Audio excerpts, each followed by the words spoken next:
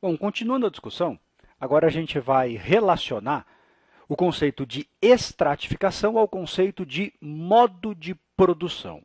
Bom, como eu já disse para vocês, nas comunidades tribais primitivas, sobretudo pré-históricas, havia uma propriedade comum dos meios de produção.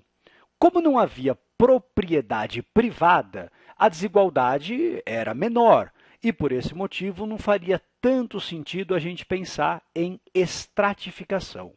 Mas quando a gente pensa no mundo dos últimos 4, 5 mil anos, a gente tem modos de produção que criaram determinadas desigualdades. A gente pode pensar isso em relação ao escravismo, em relação ao feudalismo, em relação ao capitalismo.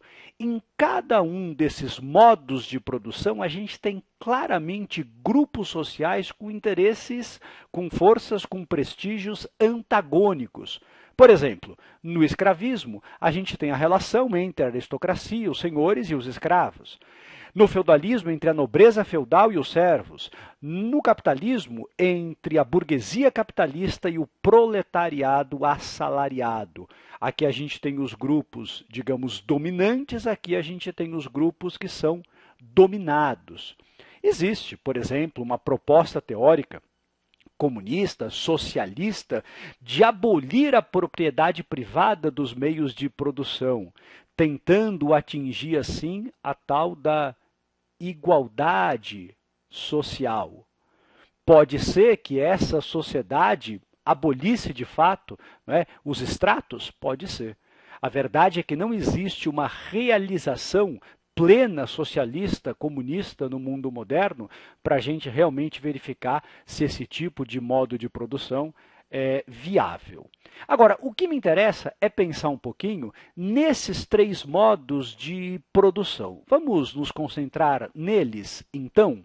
Pois bem, esses modos de produção eles acabam sendo interessantes para nós, por quê? Porque de alguma forma eles demonstram a existência da tal luta de classes. Bom, esse é um conceito proposto pelo Marx e que, claro, vai fazer muito mais sentido para o mundo capitalista, nesse choque entre a burguesia capitalista e o proletariado assalariado. Mas mais do que uma maneira de entender o capitalismo, sobretudo do século XIX, a luta de classes, segundo o Marx, ela é o motor da história. O que move a história é a luta de classes. E daqui vem um conceito importantíssimo do pensamento marxista, que é o conceito de materialismo histórico.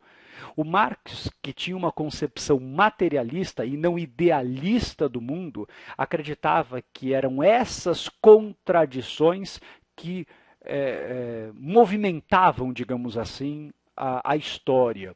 E a ideologia ela surge como reflexo dessa luta de classes. Aliás, isso é bem importante dentro do pensamento marxista. Eu vou voltar a tratar disso. O Marx tentava mostrar que a nossa consciência ela é originada dessa luta de classes. Não é a luta de classes, na verdade, não é a consciência que gera a luta de classes, é a luta de classes que gera essa consciência. De modo que todos nós somos influenciados por essa estrutura nas relações de produção. Bom, temos um exercício para fazer a respeito disso. Vamos lá?